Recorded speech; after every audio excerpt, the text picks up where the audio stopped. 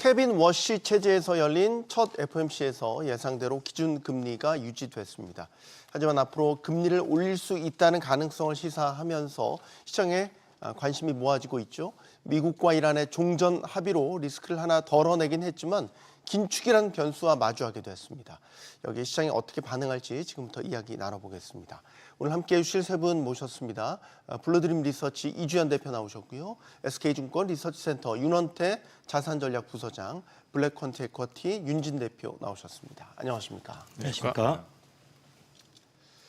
자, 그럼 먼저 케빈 워시 의장의 발언 듣고 본격적인 이야기 나눠보겠습니다. Members of the FOMC are unambiguous and unanimous. This committee will deliver price stability. 네, 케빈 워시가 의장으로서 이제 드디어 마이크에 대고 말을 하기 시작했습니다. 물가를 안정시켜야 한다는데 동의를 했다. 일단 기준금리 자체는 그대로 3.75%로 동결을 했지만 상당히 매파적이었다는 반응들이 좀 나오고 있는 것 같아요. 시장의 반응 어떻게 보십니까? 우선은 생각했던 것보다도 매파적이었던 것 같고요. 매파적인 반응이다 보니까 시장에서는 증시에서는 충격으로 받아들이고 있는 것 같습니다. 전일 미증시에서는 전반적인 하락세를 보였고 국내 증시 같은 경우에 특이한 게 지금 코스피는 상승 출발을 하고 있는 상황인데요. 반대로 코스닥은 이제 금리 영향을 받으면서 큰 폭의 하락을 보이고 있고 코스피 같은 경우에도 사실은 뜯어보면 하락하는 종목 수가 훨씬 많습니다. 지금 네. 시총 상위 5개 종목만 전일 미국장에서도 반도체주가 상승 랠리를 보이면서 동반 강세를 나타내고 있는 흐름을 보일 수 있을 것 같고요. 워낙 시가총액에서 지금 반도체주가 높은 비중을 차지하다 보니까 코스피 시장에서 상승세를 나타내는 것처럼 보이지만 실제 종목수로 보면 연준의 매파적인 금리 영향을 받았다라고 볼 수 있을 것 같습니다. 네, 나스닥 꽤 많이 빠졌더라고요, 윤 대표님. 일단 시장 자체에서는 이거를 금리 인상 시그널처럼 해석을 하는 기조가 있습니다. 근데 요거를 좀 명확하게 좀 까고선 볼 필요가 있는데 네. 이번에 다플롯 같은 경우에는 사실상 이제 인하 1표가 나왔었고 나머지는 이제 인상 9표, 동결 8표 이렇게 나왔는데 중요한 거는 이제 인하 1표를 던졌던 분이 이제 미란 사실상 이제 친 트럼프 인사로 보여지는 상태이고 또 가장 핵심적으로는 다플롯에 대해서 워시가 제출을 안 했습니다. 그래서 워시 같은 경우에는 다플롯의 체제 자체를 이번에 좀 바꿔야 된다. 왜냐하면 다플롯이 사실상 연준의 이후의 금리 결정에 대해서 동결시켜버리는 정책적 공약처럼 돼버리고 있다. 이게 가장 문제 포인트로 삼고 있거든요. 그래서 여기서 볼 수 있는 게 주요 인사들은 분명히 인상에 대한 즉 매파적인 성향을 주고 있는 게 맞는데 네. 실질적으로 가장 강력한 권한을 갖게 된 의장 같은 경우에는 이 다플롯의 방향성 즉 의원들이 뭔가 방향성에 대해서 미리 선제시하는 것 기조 자체가 연준의 방향성과 의장의 권한을 약화시킨다. 그래서 이후에 어떤 연준의 스탠스가 굉장히 좀 변수가 더 커질 수 있고 미래 예측에 방향성을 주던 다플롯이 사실상 폐지 가능성이 굉장히 좀 높아졌기 때문에 미래부터는 앞으로는 이제 금리 인하 혹은 뭐 동결 이런 것들에 대해서 빠르게 경제 지표가 나올 때마다 후 반응 속도 자체가 굉장히 좀 증가할 수밖에 없다. 이게 가장 핵심 변수로 보시면 좋을 것 같습니다. 그래서 일단 이제 연준이 이전 케빈 워시 같은 경우에는 사실상 트럼프의 성향이 분명히 강한 것은 맞는데 어쨌든 경제 지표 시점 자체가 인하 혹은 동결에 대한 방향성이 제시가 되는 순간에 굉장히 빠르게 이것들을 대응함으로써 사실상 이전의 어떤 연준의 기조와는 굉장히 다르게 변수가 커지는 변동성이 커지는 그런 모습을 제시하게 될 가능성이 높다라는 거고요. 이제 시장에서는 이 부분이 어쨌든 연준의 방향성을 예측할 수가 없다라는 것이 돼버렸기 때문에 앞으로는 금리 결정에 있어서의 변수가 더 크다. 그래서 이 부분을 가지고선 이제 매도에 대한 포지션으로 활용을 했다라고 보시면 좋을 것 같습니다. 네, 생각보다 시장 반응도 꽤 컸던 것 같아요. 뭐 국채 2년물이라든지 달러 인덱스들을 보면 말이죠. 맞습니다. 시장은 좀 적극적으로 매파 쪽으로 이렇게 반응을 하는 흐름들을 보여줬고 네. 실질적으로 이제 좀 전에 말씀하신 그 점도표 같은 경우가 2012년부터 사용이 되어 왔고 한 네. 14년간 지금 계속 사용을 해왔고 시장에서는 이제 여기에 적응이 되어 있는 거죠. 네. 그러니까 점도표로서 우리가 이제 가이던스를 이렇게 보던 부분에 있어서 지금 케빈 워시가 이제 뭐 태스크포스 팀 꾸리면서 한 12월까지는 이제 기존에 하던 부분들에 대한 개선을 진행하겠다라는 부분을 생각해 보면 당분간 이 점도표가 이어는 지겠지만 조만간 사라질 가능성이 굉장히 높아졌다라고 봐야 될 것 같고 그렇다면 시장은 이제 이런 부분에 대한 불확실성 이런 것들을 좀 즉각적으로 좀 반영하는 그런 모습을 보였다라고 볼 수 있을 것 같고요. 특히나 이제 경제 성장률을 이렇게 좀 낮게 조정을 했는데도 불구하고 금리 인상 가능성이 좀 높아져 있는 부분들, 인하에 대한 부분에 대한 이야기가 거의 지금 사라진 상황이기 때문에 시장에서는 이걸 좀 안 좋은 쪽으로 이렇게 해석을 하는 모습입니다. 네. 그러니까 케빈 워시에 대한 평가 이제 해보려고 하는데 성명분 양도 되게 줄었잖아요.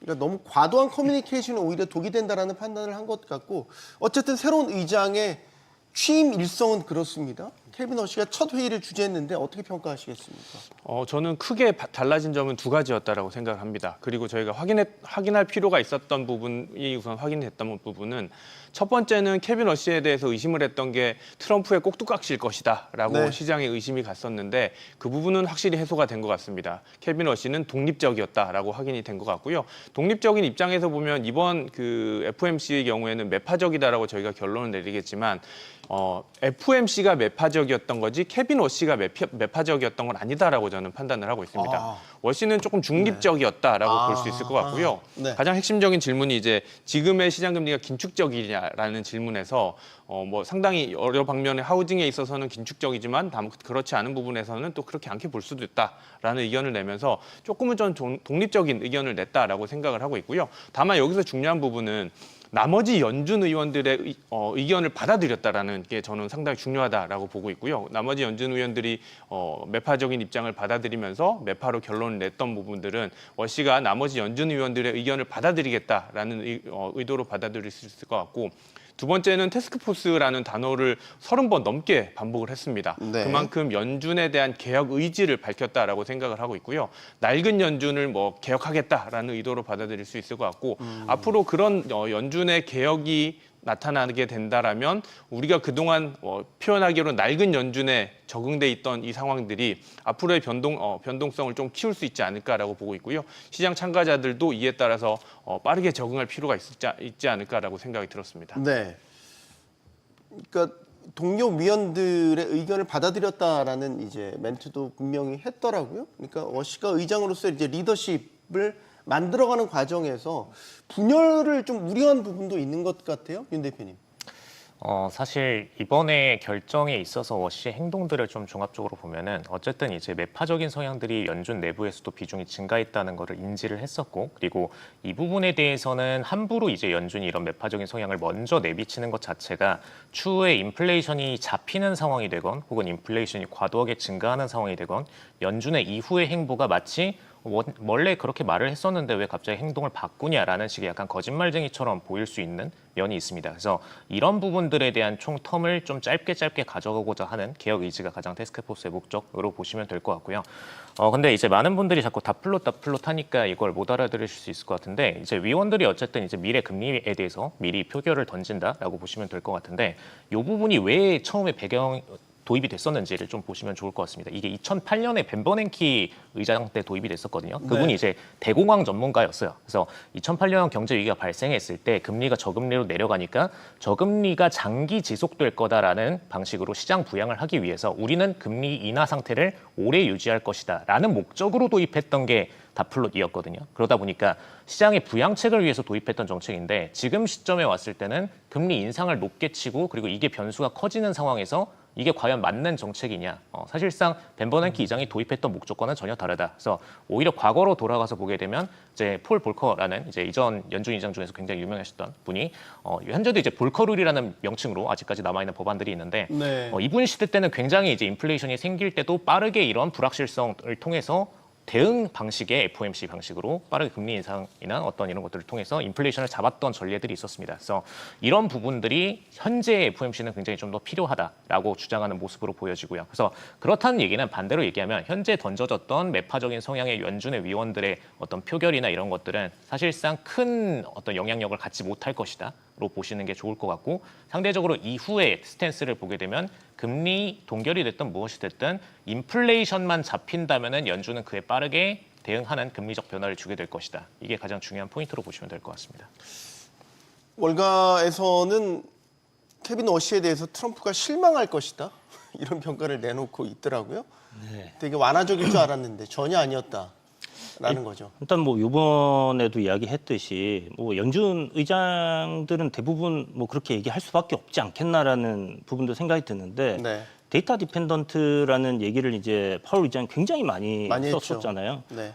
케빈 워시로 바뀌었음에도 불구하고 그 데이터에 따라서 정책들을 펼쳐 나가겠다라는 그런 이야기로 지금 비춰지고 있기 때문에 결국은 지금 뭐 단기적으로 저는 생각합니다만 유가가 급등한 거에 따른 인플레이션 이런 부분들이 해소가 되는 것들을 확인해 가면서 금리 정책을 펼치겠다. 조금 더 유연하게 대응을 하겠다라는 부분을 얘기를 하고 있고 앞서서 이제 케빈 워시가 그 의장으로 임명되기 전에 나왔던 얘기가 그 점도표라든지 아니면 이제 인터뷰를 통해서 이 연준 뭐 의원들이 하는 얘기들 자신이 꺼낸 얘기를 뒤집기가 어려워지는 그런 상황들을 만들지 않는 게 가장 좋지 않나라는 그런 이야기들을 한 걸 보면 이번에 뭐 연설문이 간결해진 것들 그다음에 뭐 이렇게 점도표라든지 이런 데 투표를 하지 않은 것들을 생각해 보면 결국 나는 시장의 데이터에 따라서 유연하게 좀 대응을 할 거다라는 그런 부분들을 내비친 것 같고 그렇다면 만약 인플레이션이 고착화되고 장기화되는 그런 흐름으로 간다라고 했을 때는 케빈 워시가 이제 트럼프 등에 칼을 꼽는 그런 상황이 연출될 수도 있겠죠. 네. 사실 근데 그 전쟁이 끝났잖아요. 유가가 꽤 빠른 속도로 내려가고, 그러니까 금리를 결정하는 환경 자체가 워낙 변동성이 크기 때문에 여기에 또 연준이 어떻게 탄력적으로 대응하느냐도 문제인데, 그래서 이제 시장이 궁금한 건 이거죠. 금리를 유지하나 올해? 올린다면 언제지? 뭐 예를 들어 9월이냐 12월이냐. 뭐 이제 제각각이에요. 지금 보니까 월가 기관 전망들도 제각각이어서 지금은 뭐에 무게 중심이? 지금 오늘 정말 특징적이었던 것 중에 제가 하나를 본 게 성명문에서 네. 마지막 문장이 저는 깜짝 놀랐는데 네. 기존 성명문이 우선 절반으로 줄어들었다는 부분 양에서의 차이는 있을지 몰라도 가장 핵심 멘트 중에 하나가 연준은 완전 고용과 물가 안정을 위해서 최선을 다하겠다는 문구는 거의 고정 문구였거든요. 네. 근데 이번에 마지막 문구에 물가만 써 있었습니다. 고용이 안 써 있고 네. 고용의 안정을 위해서 노력하겠다 뭐 이런 문구만 써 있었거든요. 그만큼 이제는 고용에 대한 무게감보다는 물가에 대한 무게감을 더 크게 가져갈 수밖에 없는 환경이고 이번에 그 SEP 나온 것도 보면은 고용 시장에 대해서는 그렇게 걱정하는 모습은 아닙니다. 오히려 실업률은 더 낮아질 걸로 생각을 하고 있고 고용도 뭐 최근 들어서 너무 좋았고 그 좋은 고용이 일시적이다라고 판단할 수 있겠지만 연준이 생각하는 고용 사이클에 있어서의 큰 악화 가능성보다는 오히려 물가가 지금 너무 많이 올라와 있기 때문에 물가를 잡아야 될 필요성을 더 강조를 하고 있고요. 이번 SEP에서 보면은 PC 전망을 기존에 2.7에서 3.6까지 상향 조정을 했습니다. 그러면은 이만큼 상향 조정이 됐다라는 부분은 연준도 이제는 물가에 대해서 인플레 압력 부담을 대해서 크게 느끼고 있고 잡아야 된다라는 그 필요성을 느끼고 있기 때문에 지금부터는 기준금리 인상에 대한 필요성을 점도표에서도 저는 확인했다라고 생각을 하고 있고요. 이번 점도표를 보면 중간값이 기존에 3.4에서 3.8로 올라갔습니다. 점도표가 반영하는 부분은 한 번은 인상할 수 있다라는 부분을 반영을 하고 있고 내년에는 오히려 반대로 지금 올해 올려놓은 것보다는 한 차례 낮출 수 있다라는 부분이 반영돼 있는데 기존의 전망과 비교해 보면 내년에도 쉽사리는 못 낮춘다라는 부분이 반영이 돼 있기 때문에 네. 지금의 미국의 기준금리를 본다라면 올해 상반기에 한 번 인상하고 내년에 다시 인하하는 사이클. 다만 인하를 하더라도 지금 수준으로 돌아오는 가능성이 있기 때문에 앞으로도 높은 금리 레벨을 유지할 것이다라는 게 이번 점도표의 핵심이지 않을까 싶습니다. 점도표상으로 보면 말씀하신 대로 한 차례 정도 올릴 것으로 지금 예상이 되죠. 이주연 대표님께서도 네. 올해 인상 가능성이 있다고 이제 보십니까? 시각이 좀 바뀌셨는지요? 저는 인상 가능성은 좀 낮지 않나. 낮다. 네, 조금 그러니까, 여기서 갈리네요. 네, 네. 동결할 가능성이 높다고 생각합니다. 일단 지금 나와 있는 점도표상이나 아니면 이제 의원들이 얘기하는 뭐 한 차례 정도 인상을 얘기를 하고는 있는데 이게 결국은 전쟁 때문에 일어난 인플레이션으로 인한 그 데이터, 결국 물가가 이제 너무 가파르게 오른다라는 부분이었거든요. 실질적으로 3월 이전에 그 나와 있는 물가 지표를 보면요, 완만하게 좀 조정을 받는 그런 상황이었고, 연준이 원하는 고 2%대 기준 물가로 천천히 내려가는 그런 상황이었습니다. 그러다가 3월에 전쟁 터지고 나서 이제 유가 급등하면서 급격하게 지금 물가가 상승한 부분들, 그것만 해결이 되면 저는 요 스탠스도 좀 바뀔 가능성이 높지 않나라고 생각하고 있고, 아까 말씀하신 것처럼 유가 굉장히 급격하게 좀 하락을 했거든요.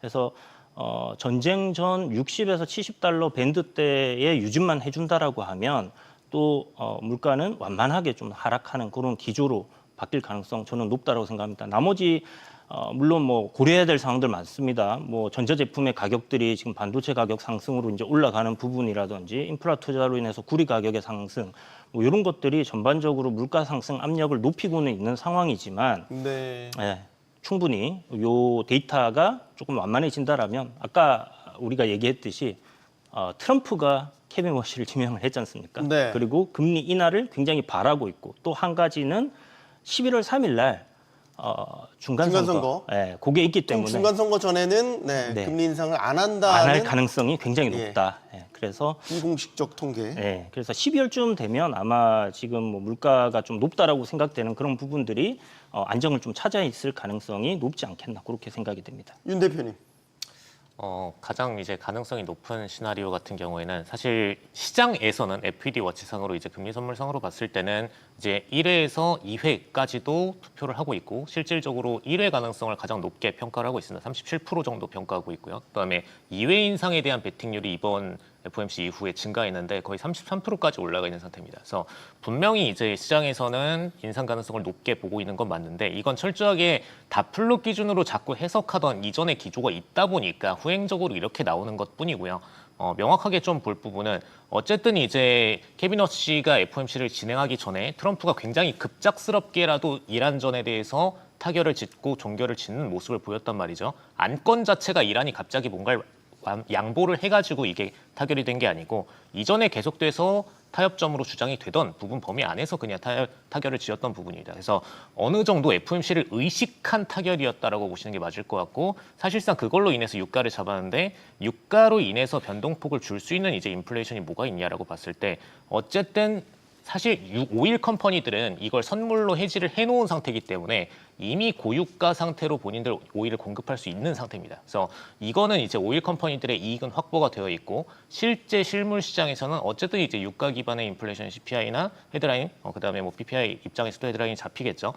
그 두 가지도 잡힐 것이고, 최근 들어서는 이제 근원 CPI까지도 요일 기반으로 생산이 일어나는 뭐 플라스틱 제품들이나 이런 것까지 포함해서 인플레이션이 일어나고 있었기 때문에, 요거를 적어도 3개월가량은 지켜보고선 인플레이션 잡히는지를 체크한 다음에 금리 인상이나 인하나 요거를 진행할 수가 있다. 그래서 현실적으로 9월까지도 무조건 동결될 가능성이 높다라고 보고 있는 상태이고요. 실질 표결이 일어난다라면은 12월에 굉장히 빠른 속도로 동결이든 인상이든 혹은 뭐 정말 극단적으로 인하가 됐든 빠르게 그때 시점의 인플레이션 지표를 보고 기준으로 결정될 거다라고 보고 있습니다.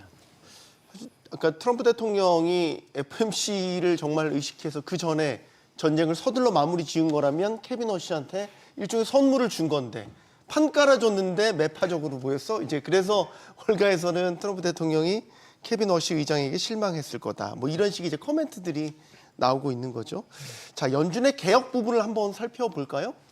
케빈 워시가 5대 과제를 제시했습니다. TF도 출범을 했고요. 일단 점도표가 진짜 사라지게 될까 되게 이제 어색하거든요. 매일 점도표 가지고 저희가 연준 FOMC 얘기했었는데, 이제 정말로 서서히 본인은 이번에 점을 안 찍었어요. 그죠? 의지를 보인 거잖아요. 맞습니다. 우선은 점도표에 점을 안 찍었다는 것만으로도 우선은 개혁의 의지를 드러냈다라고 생각을 하고 있고요. 그럼에도 불구하고 나머지 연준 위원들에게는 적극적으로 SEP 전망치를 내라라고 했다라고 하는데, 이번에 그 5개 태스크포스 팀을 발동을 하면서 보니까 5개 태스크포스가 보니까 연준의 커뮤니케이션 방법, 그리고 두 번째가 연준의 대차 대조표, 세 번째가 데이터 활용, 네 번째가 고용, 다섯 번째가 인플레, 이 부분입니다.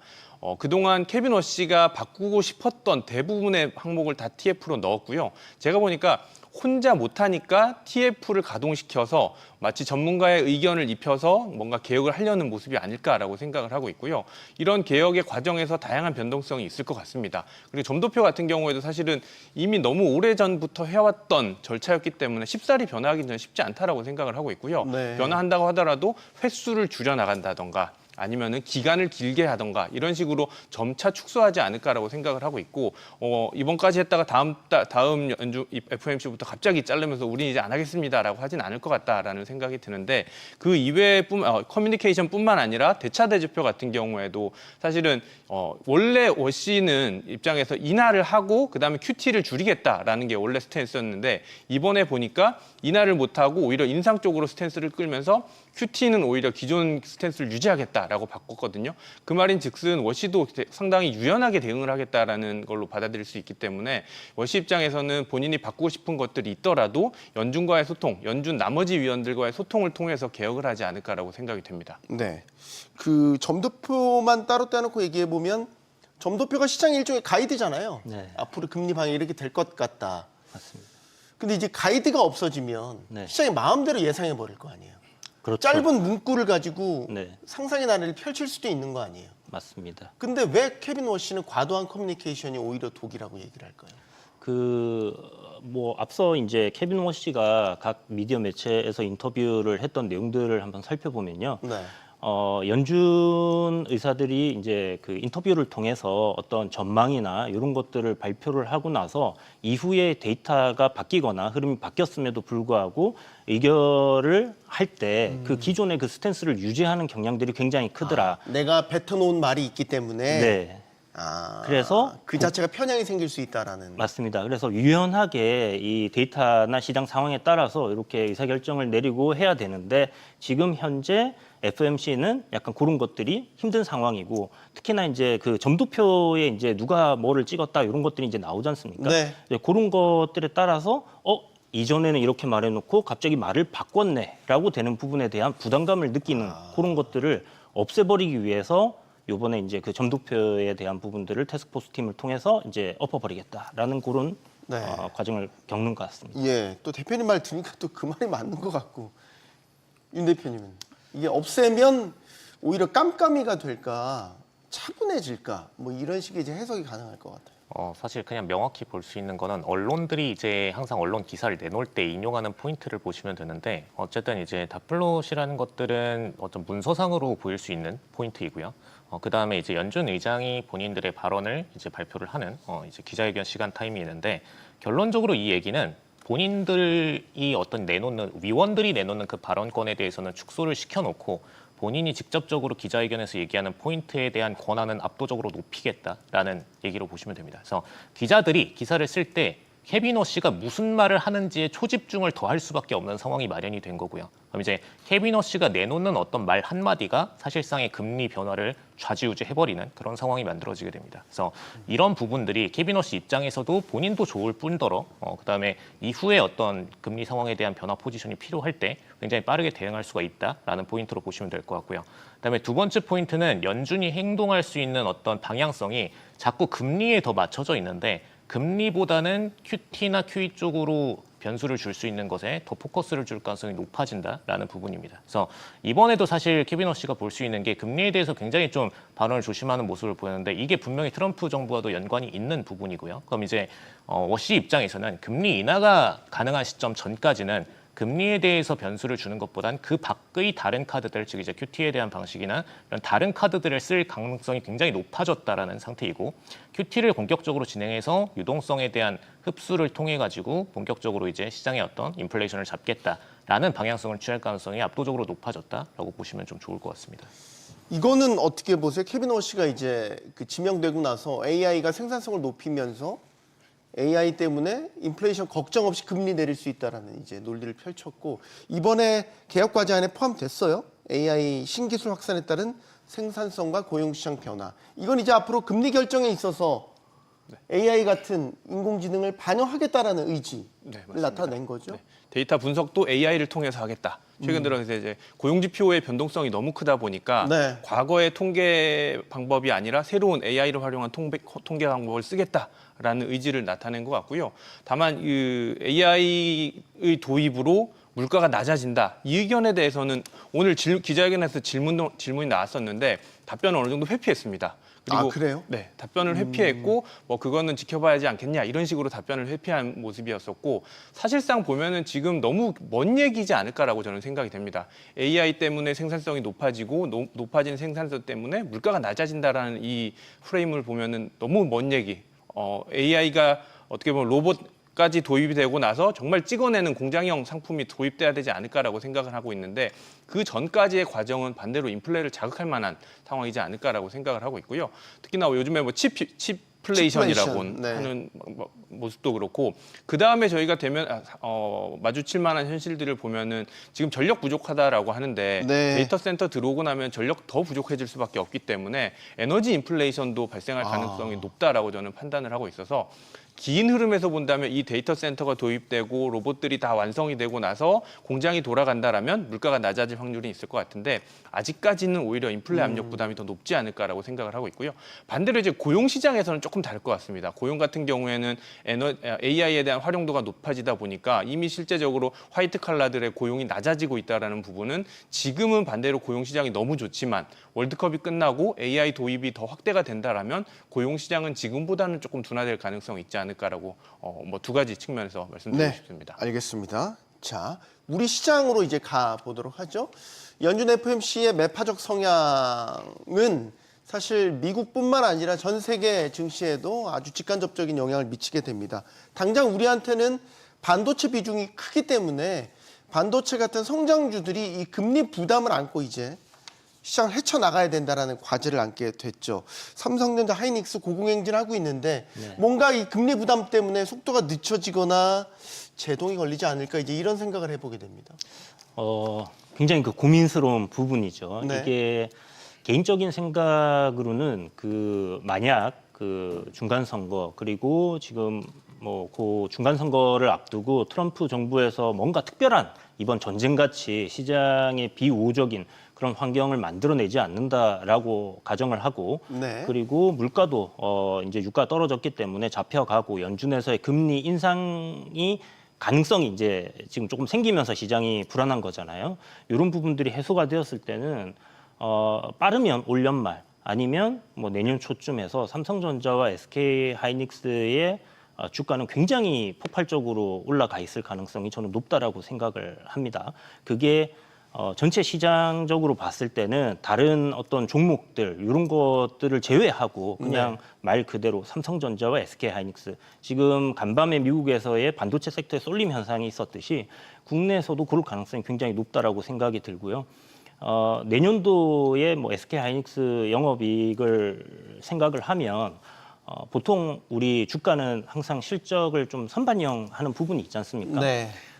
그래서 지금 주가가 뭐 올해 나올 실적들을 반영을 해서 지금 많이 올라가고 있는데 그게 아마 내년도에 나올 실적들을 올해 이미 뭐 한 12개월 정도 앞서서 반영을 한다든지 늦는다면 내년 초쯤 해서 반영을 마무리하는 그런 단계로 갈 가능성도 굉장히 크다. 그래서 시장의 양극화 현상은 굉장히 좀 크게 일어날 가능성이 저는 좀 높다라고 생각을 하고요.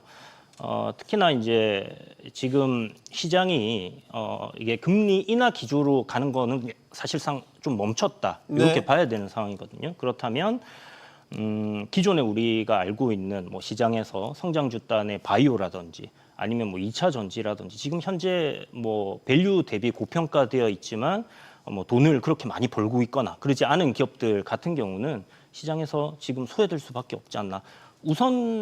우선권을 어디로 둘 것인가 투자자들이 생각을 했을 때 지금 너무나 싸고 시장의 트렌드에서 계속해서 돈을 벌고 성장을 하는 이 기업을 살 것이냐 아니면 미래 가치를 보고 지금 아무것도 없는 그런 것들을 살 것이냐라는 관점으로 봤을 때 전자가 저는 좀 더 많지 않겠냐라는 생각이 들고 그분들은 팔지 않을 가능성이 굉장히 높다라고 봤을 때 수급적인 부분에서 이런 순환매가 돌면서 다른 섹터들이 갈 수 있는 가능성은 좀 낮다라고 생각합니다. 그래서 말씀 네. 질문하셨던 알겠습니다. 것처럼 뭐 그런 부분들이 좀 작용할 가능성이 크다라고 봅니다. 뭐 결국 반도체 대형주 삼성전자 하이닉스에 대한 순항에는 문제가 없을 거다라고 맞습니다. 보고 계시는군요. 윤 대표님은 어떻게 보십니까? 사실 요거는 좀 명확히 얘기를 드릴 수 있을 것 같은데 네. 저희 같은 경우는 이제 글로벌 투자기관이다 보니까 글로벌 자산을 집행하다가 굳이 이제 지난 4분기부터 작년도 4분기부터 본격적으로 아시아 시장에 들어와서 투자를 진행했었는데 그때 이제 투자했던 대상 기업은 사실 삼성과 하이닉스 딱 그냥 두 기업이었습니다. 네. 근데 그랬던 가장 큰 이유는 글로벌 증시 기준으로 볼 때도 AI 반도체 주요 ETF들에 이 두 기업을 끼워 넣을 수밖에 없었기 때문에 그에 대해서 이제 투자를 가치를 인정하고서 투자를 했던 거고요. 사실 굳이 그게 아니라면 아시아권에 들어와서 투자를 할 이유가 원래 글로벌 하우스들한테는 없죠. 근데 그런 비중이 압도적으로 증가했던 게 그 두 기업 때문이었다라고 보시면 좋을 것 같고 그 외에 나머지 기업군에 대해서는 그렇게 긍정적인 평가를 하기는 좀 쉽지는 않습니다. 근데 어쨌든 이 두 기업에 대해서는 긍정적인 평가인데 저희가 이거를 지난 한 3개월 전부터 3월부터 본격적으로 레포트를 리서치 센터에서 내놓을 때 이제 두 개에 대해서 명확하게 좀 목표가를 제시했었거든요. 하이닉스에 대해서는 288만 원 정도를 평균가를 제시했었고, 그다음에 삼전에 대해서는 55만 원 정도를 제시했었고요. 물론 이제 스펙트럼 편차가 있다 보니까 하이닉스 같은 경우에는 300만 원 정도까지는 레인지를 줄 수 있다. 이렇게 좀 평가를 했었습니다. 근데 어쨌든 이제 포워드 PR 기준의 평가인 것이고, 사실 이 값 예측치에 대한 시장에 대한 총 수요 예측치 자체가 뭐 변하게 되면은 그때는 레포트를 달리할 수 있겠지만 현재 기준의 테크들의 종합적인 수요를 예측을 했을 때는 그렇게 평가를 할 수밖에 없다. 그래서 원웨이 상승 기준으로 봤을 때는 목표를 그 정도로 잡으시는 게 적절할 것 같고요.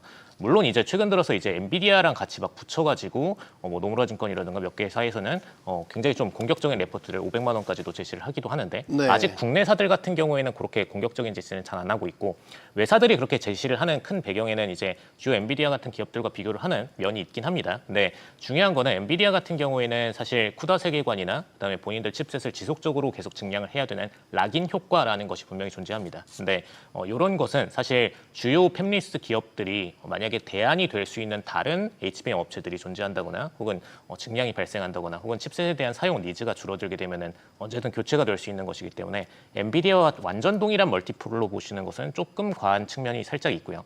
다만 이제 상대적으로 다른 기업들 주로 뭐 마이크론이라든가 경쟁 대상이 되는 기업들과 멀티플을 비교하시는 것은 매우 적절한 평가라고 보여집니다. 그래서 이 정도로 네. 얘기 드리겠습니다. 마이크론과 비교해도 PR 아직 삼성전자 하이닉스 낮잖아요. 부서장님. 맞습니다. 좀 더 갈 여력이 있네. 그 기준으로 보면. 그 기준으로 지금 국내 증권사들 목표주가 상향 조정을 하고 있는 과정인 것 같습니다. 네. 그리고 조금 더 첨언 드리면은 오늘 주제가 지금 금리와 이제 반도체 방금 질문이다 보니까 네. 국내 오늘 시장이 딱 대변하고 있는 것 같습니다. 국내 반도체 기업들의 경우에는 금리와의 민감도가 너무 멀어졌습니다. 이제는 가장 직접적으로 하이닉스를 보면 SK 하이닉스는 우리나라에서 회사채 조달을 연간 5에서 10조 정도 하는 회사였거든요.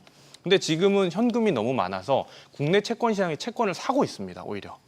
조달은 이미 끝났고요. 네. 그러니까 금리 민감도가 떨어질 수밖에 없고 거기에 더해서 AI 투자 사이클이라는 이 관점에서 보더라도 지금 엔비디아도 회사채 발행해서 투자한다고 하잖아요. 그만큼 AI 인프라 투자 사이클에서는 아직도 금리와는 상관없는 투자 자금이 계속해서 몰려가고 있다 보니까 네. 지금 반도체 주가만 보면 과거에 구경제와 신경제로 나눠봤을 때는 금리와 민감도는 구경제에 있는 산업들의 민감도가 크게 나타나고 있고 오늘 코스피 시장에서도 나머지 기업들의 주가는 하락하고 있는 반면에 반도체 주가의 경우에는 금리 민감도가 떨어진 신경제에 있다 보니까 차별성이 크게 나타나고 있다라고 생각을 하고 있고요.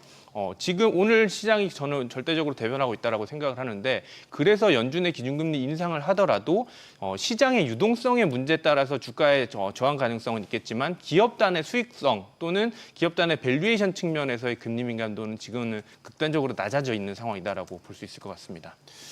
또 하나 우리가 감안해야 될 변수가 스페이스X라는 이제 고래가 시장에 들어왔지 않습니까? 네. 이게 또 이 고래가 어떻게 시장을 휘저어 놓을까 또 궁금하단 말이죠. 우리 이제 수급 블랙홀. 네. 뭐 이제 이런 얘기들 계속 했으니까 또 이제 락업 물량들도 순차적으로 풀리고 말이죠. 네. 일단 뭐 미증시에 신규 상장하는 기업들의 한 70% 가량은 상장 이후에 주가가 대부분 다 좀 하락을 했던 그런 것들을 생각해 본다면 단기적인 어떤 뭐 이슈 모멘텀으로 인해서 뭐 상승이 나오다가 결국은 말씀하신 것처럼 이제 락업이 풀리는 부분들, 그 다음에 밸류에 대한 부담감들 이런 것들이 이제 조정을 만들어낼 가능성은 여전히 높지 않나라고 생각을 하고요. 스페이스X 뭐 수급 블랙홀은 이제 뭐 한 2, 3일 정도 지났으니까 끝난 거 아닐까요? 오늘 간밤에 빠졌잖아요. 빠지긴 했는데. 간밤에 살짝 조정 받았고 이게 시작입니까? 그리고 이제 반도체 쪽으로 수급이 이제 다시 또 쏠려가고 실질적으로 XAI라는 어떤 성장 동력을 또 가지고 있는 부분이고 거의 대부분이 성장성이지 않습니까? 아직 적자나는 기업이기 때문에 지금 뭐 외사에서 계속 나오는 리포트들도 비싸다라는 부분들이 있고 190달러로 이제 올렸던 거 이미 목표 주가에 도달을 했던 부분이기 때문에 물론 뭐 글로벌리 유일무이한 저는 회사라고 생각합니다. 그 네. 스페이스X 로켓을 쏘고 하는 부분에 있어서 그런 부분을 감안하더라도 지금 조금 고평가되어 있는 부분이 큰 것 같다. 그래서 어느 정도 시간이 지나면 완만한 하락 정도 아니면 조정은 나올 가능성이 높아 보인다라고 봐야 될 것 같습니다. 완만한 하락 내지 조정 가능성. 때마침 이제 드디어 한번 조정을 받았어요, 윤 대표님. 사실 이제 저희가 명확하게 이거는 목표가나 이제 스펙트럼에 대해서 상장 전부터 좀 제시를 했었는데 그걸 그대로 다시 한 번 더 읊어드리면은 135달러 이제 상장가 정해지고 나서 이제 첫 날 기준 종가 전망을 했던 거는 159달러가 에스티메이트였고요. 근데 159 대비해서 조금 높게 종결을 하긴 했습니다. 160.59로 종결을 했었었고 그다음에 그 이후에 상승 가능한 여력 범위에 대한 스펙트럼 제시를 할 때는 평균가 기준으로 최고점 기준으로는 200달러를 평균으로 예측을 했었고 스펙트럼 범위에 대해서는 맥스값 240까지를 예측했었습니다. 그래서 요 범위 안에서 사실 저희는 고가를 만들고 떨어졌기 때문에 매우 정상적인 고가 형성 후 조정이다라고 보고 있는 상태이고요.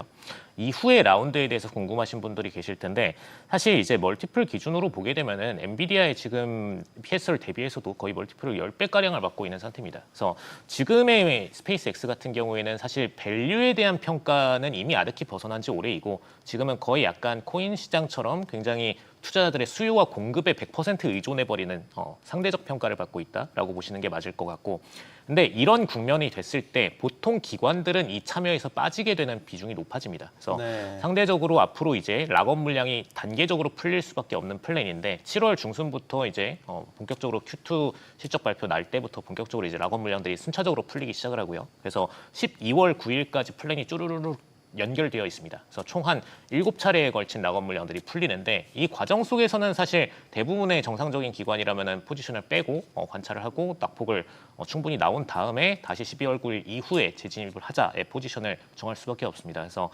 개인분들 같은 경우에도 사실 상장일에 달려들어서 뭐 바로 좋은 어떤 수익 흐름을 보셨다면 좋겠지만 그게 지금 시점에서는 이제 목표가 정도까지 다 도달하고 스펙트럼을 상에서 빠지고 있기 때문에 현재 시점에서는 사실 12월 9일 이후에 진입하는 포지션에 대해서 한번 고려해 보시는 것도 좋겠습니다.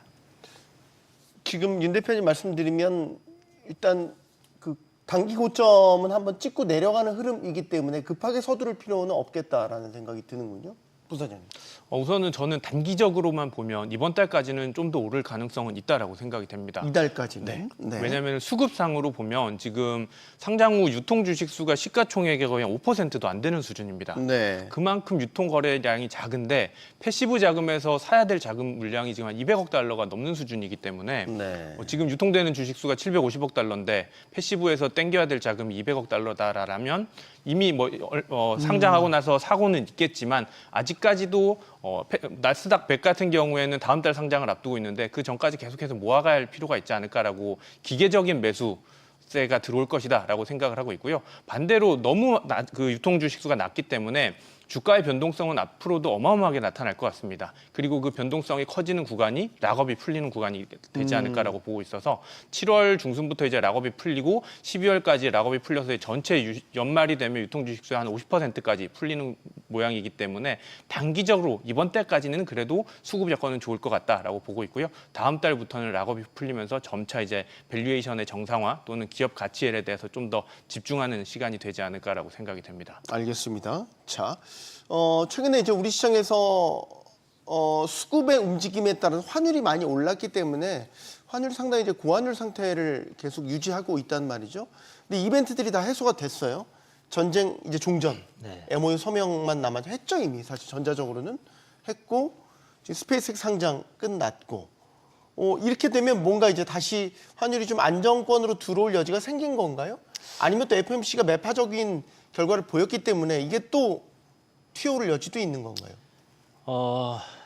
일단 뭐 급격하게 환율이 하락할 것 같지는 않습니다. 일단 뭐 네. 국내 환율 흐름이 이제 좀 강하게 뭐 약세로 이제 움직이는 요 부분들이 우리나라만의 현상은 또 아닌 부분이고 네. 일본의 금리 인상에 따른 부분에 따라서 이게 일본에서 이제 점진적으로 이제 상승을 한다라는 그런 기조를 얘기를 하고 있고 미리 좀 얘기를 계속 해주잖아요. 그래서 시장의 충격을 좀 최대한 적게 주면서 이제 인상을 해가려고 하는데 우리나라의 환율 역시 마찬가지로 일본 금리와 좀 발을 맞춰서 움직일 가능성 저는 좀 굉장히 높다라고 생각을 하고 거기에 따른 영향을 그대로 좀 받아가지 않겠나. 그래서 빠지는 거는 빠질 거라고 생각을 하는데 네. 뭐 1,560원에서 한 뭐 1,500원 초반대 아니면 1,400원 뭐 후반대 요 정도 이하로 내려가기는 조금 쉽지 않을 것 같다라고 생각을 하고 있습니다. 네. 뭐 만약 미국과의 금리 차가 조금 더 줄어드는 그런 상황으로 간다라고 했을 때 예. 우리나라 금리를 올린다든지 그렇게 됐을 때는 뭐 추가적인 하락이 더 나올 가능성도 있지만 그렇지 않다라고 했을 때는 그냥 우리 그 전쟁 전에 유지되었던 환율 약간 이제는 고차가 되는 거 아니냐 1,400원대가 했던 그 상태를 계속해서 좀 유지할 가능성이 높지 않나. 왜냐하면 그 반도체 기업들이 돈을 굉장히 잘 벌고 수출 기업들의 성과가 굉장히 좋음에도 불구하고 지금 환율이 계속 상승을 하고 있었거든요. 네. 그리고 이제 뭐 정부에서 이제 뭐 푸는 그런 자금들을 생각했을 때는 이게 방향을 바꿔서 우리가 예전에 그냥 노말로 봤던 1,200원대, 1,300원 뭐 초반대 이렇게 돌아가기는 쉽지 않을 것 같다. 이렇게 보는 게 맞는 것 같습니다. 부소장님. 네. 환율이 지금 외국인 수급을 보면 지난달에 이제 가열차게 팔았다가 최근에 좀 사잖아요. 맞습니다. 그럼 이제 뭔가 환율에도 변화가 있다는 걸 시사하는 거 아닌가요? 맞습니다. 우선 부담 요인으로 보면 지난달에 증시에서만 외국인들이 한 45조 팔면서 오히려 워낙 약세 원동력으로 작용했던 모습이었었는데 네. 이달 같은 경우에는 그래도 이제 순매수로 최근 3일 정도 전환을 했다가 어제 오늘 또 팔고 있는 모습인데 순매도의 규모는 이제 많이 줄어든 것 같습니다. 그렇기 때문에 외환 시장에서 느낄 수 있는 외국인들의 증시 매도 물량이 이제는 부담이 크진 않은 상황인 것 같고요. 다만 오늘 FOMC에서 달러 강세의 방향성이 잡히다 보니까 일시적인 원화 약세 요인으로 작용할 것 같다라고 생각을 하고 있는데요. 그다음 일정을 보면 7월에 한국은행 금통위 인상을 앞두고 있습니다. 7월 인상은 모두가 이제 확실시되고 있는 상황이기 때문에 네. 7월 인상 그리고 4분기에도 추가 인상 가능성이 높아진 걸 감안한다라면 원화의 강세 요인도 일부는 있지 않을까라고 보고 있고요. 다만 이게 확실하진 않은 게 BOJ가 인상을 했음에도 불구하고 엔화의 강세는 나타나지 않고 있다라는 부분은 한국은행 입장에서도 조금 주시해야 될 필요 있지 않을까라고 보고 있고요. 가장 중요한 포인트는 사실은 무역기업입니다.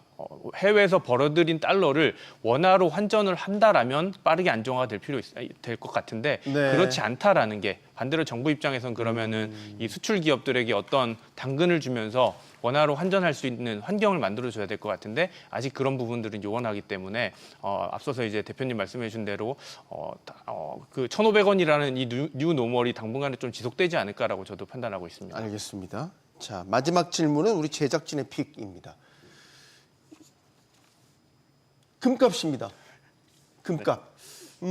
지금 금리를 올릴 것처럼 매파적인 지금 포지션을 취했기 때문에 금리가 올라가면 금값은 더 안 좋죠. 근데 이제 금이 전쟁 말발 이후에 꽤 많이 빠졌단 말이죠, 윤 대표님. 그러면 금값이 향방이 더 빠지게 된다고 봐야 되나요? 저희 같은 경우에는 이번 분기, 2분기 리밸런싱 진행할 때는 골드에 대해서는 포지션을 완전히 한번 정리를 했었고요. 네. 사실 이렇게 될 수밖에 없었던 건 이전에 이제 중국 같은 경우에는 M2 통화량의 증가율 때문에 사실 미국의 M2 통화량 대비해서 거의 2.1배 가량의 전체 총 통화량을 보유하고 있던 상태였습니다. 그래서 이 상태로는 이제 실물 자산의 공격적인 흡수를 진행을 했었고 그러다 보니까 이전 미국 기반의 인플레이션 기반으로 성장하던 금이 중국 기반의 인플레이션을 기반으로 2014년 이후부터는 공격적인 성장세를 좀 보였었다라고 보시면 좋을 것 같고요. 근데 현재 시점에는 어쨌든 그 포지션들이 상당량 청산이 됐던 상태이기 때문에 분명히 유보 자금으로 남아 있는 것은 맞습니다. 근데 아직 이번 분기까지는 골드를 매수에 대한 플레이로 가기에는 조금 부족한 포지션이다라고 보여지고요. 그다음에 네. 채권 금리에 대한 인상들이 반복적으로 발생을 하게 될 경우에는 어쨌든 이제 실질 기준금리가 올라가지 않더라도 국채에 대한 금리 인상이 발행하고 그다음에 이제 일본이나 주로 이제 지축통화 5개국에서 발생하는 금리 인상들 같은 경우에는 어쨌든 이제 투자자들 입장에서는 채권에 대한 투자 시 데일리 기반으로 발생하는 금리에 대한 이익 수취가 증가하게 된단 말이죠. 그래서 이런 부분들이 상대적으로 단기물 중심의 인기가 조금 더 증가할 여지가 높은 상태이고 장기적으로 포지션을 취하기에는 2분기 기준으로는 골드는 아직까지는 밸류에이션이 그렇게 낮지는 않다. 다만 이제 3분기 정도까지 추가적으로 계속해서 조정을 다 끝내게 되면은 그때 시점에서는 충분히 편입할 가치가 있다. 왜냐하면 총통화량 자체가 미국과 중국 양국 다 공격적인 증가를 보였고 그게 아직 유보자금으로 남아있는 상태이기 때문에 가치가 있다. 이렇게 정리드리겠습니다. 알겠습니다. 자, 미국 연준은 기준금리를 동결했지만 연내 인상 가능성을 시사하자 국채금리 급등했고요. 기술주를 중심으로 매도세도 확산됐습니다. 올 하반기 증시의 향방이 금리에 상당한 영향을 받을 수 있음을 시사하고 있습니다. 토론 마치겠습니다. 여기는 모든 경제가 보이는 SBS 비즈입니다. 시청해주셔서 고맙습니다.